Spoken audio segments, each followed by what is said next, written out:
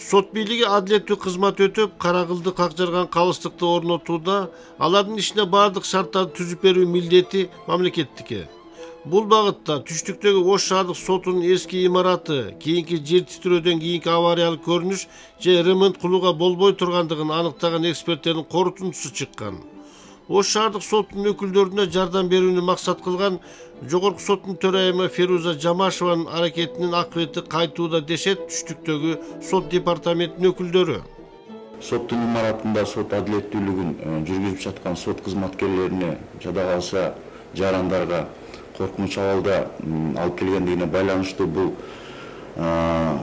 Кыргыз Республикасынын Жогорку сотунун төрайымы Жамашева Феруза Зулумбековнанын жана баса белгилеп кетчү нерсе жергиликтүү бийликтин Ош шаарынын мэри Мырзахматов Мелис Жошбаевдин кошкон салымдары менен бүгүнкү күндө толук камдуу чечилди деп эсептесек болот.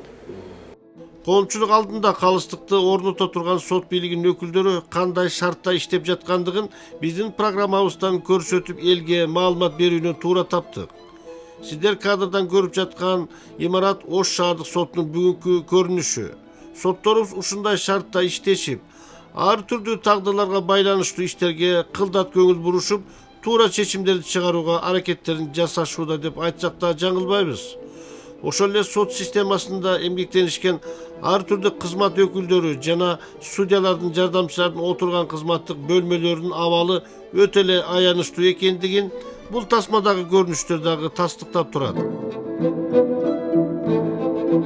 Бөлмөлөрдүн жетишпестиги жана тарчылык, сот иштеринде пайдалана турган техникалык жабдуулар жана компьютер сыяктуу керектүү буюмдарды жайгаштыруу кыйынчылыкты жаратып, айрым кызматкерлер ачык айтсак, бир орундукта эки кызматкер иш аткарып жаткан учурлар дагы жок эмес дешет.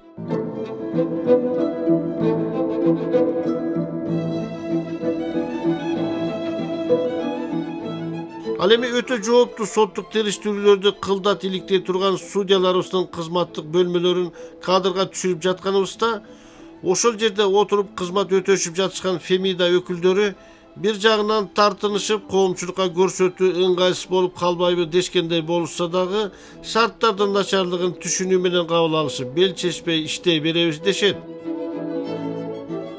Сот реформасынын экинчи этабы башталып, сот бийлигин адилеттүүлүктү орнотуу үчүн бардык шарттарды түзүп берүү бул мамлекеттин милдети экендигин мамлекет башчыбыз дагы белгилеп, сот бийлигине бөлүнө турган каражаттардын көлөмү жана заманбап техникалар менен камсыздоо бүгүнкү күндүн талабы экендиги айтылды.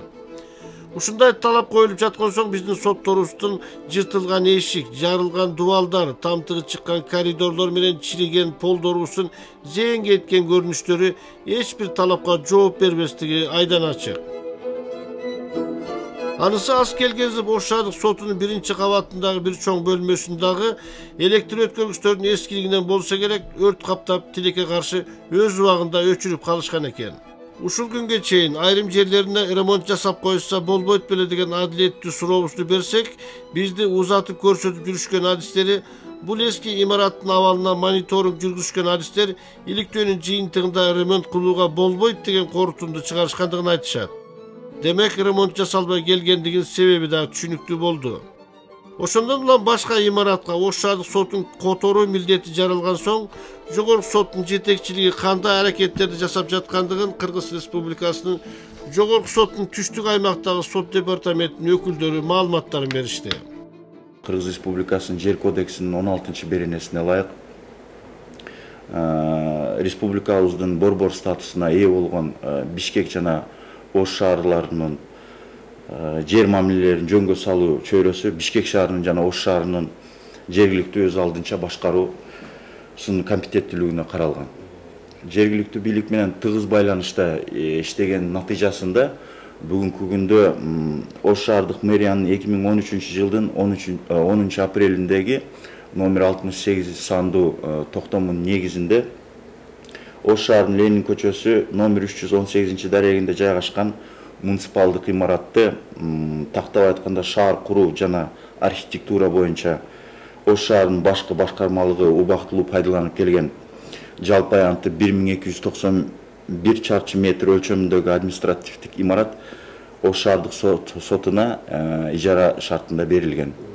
Ошону менен эле бирге ушул эле жогоруда айтылып кеткен токтомдун негизинде, токтомдун 2-бөлүмүндө камтыган Ош шаарынын Ленин көчөсү номер 318-дарегинде жайгашкан муниципалдык менчикке тиешелүү мурдагы эски мэриянын административдик имараты бүгүнкү күндө Ош шаардык соттук аткаруучулар кызмат бөлүмүнө ижара шартында берилди.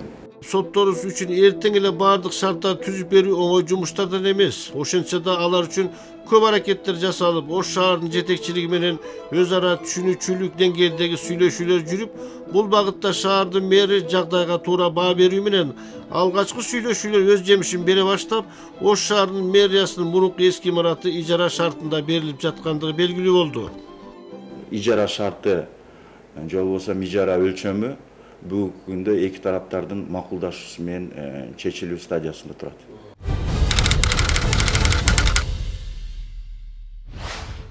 Көп учурда коомчулук тарабынан сот бийлигине абдан курч сындар айтылып, сотторго болгон ишенимдин жоктугу тууралуу ар түрдүү кайчы пикирлер бар. Бүгүнкү күндө сот реформасын жүргүзүп жаткан иштерибиздин бири сот бийлигине жаңы адистерди тандап алып жаткан сотторду тандоо кеңеши дагы өз жумуштарын улантышууда. Ошол жерде дагы жүрөгү таза, профессионалдык деңгээли жогору кадрлар тандалып чыгышы керек деген талаптар коюлуп жатат. Жаңы сотторду алып келгенде системага соттордун деңгээлин да көтөрүш керек. Алардын профессионалдык квалификацияларын көтөрүш керек. Азыр мурунку мыйзамдар боюнча нотариустабы же жөнөкөй бир жекече фирмадабы юрист болуп иштеп туруп эле анан сот болуп калышы мүмкүн эле да. Ошол практикадан биз азыр кетип, мыйзамдарга өзгөртүүлөр киргизилген. Биринчи ошол жогорку билимдүү болуп 5 жыл уже башка бир тармакта иштеп жүргөн адистер дагы өзүнчө бир экзамен тапшырып, анан окуудан өтүп, 2011-жылы апрель айында биз ошо Кыргызстандын тарыхында биринчи жолу ошондой окууну ачканбыз. Анан эң мыкты профессионалдарды, алар тестированиядан өтүп, жогорку балл алган адистер ошол сотко претендент болгонго тандалган. 36 адис. Анан кийин алар 5 ай окуудан өткөн. Сот болуш үчүн кандай билим дагы керек кошумча? Кандай тажрыйба керек? Мына иш келгенден кийин аны кандай кылат, кантип жүргүзөт? Ошонун баардыгын үйрөтүп 5 ай, ошондой эле соттук этиканы, сот өзүн кандай алып барыш керек, элдер менен кандай сүйлөшүш керек.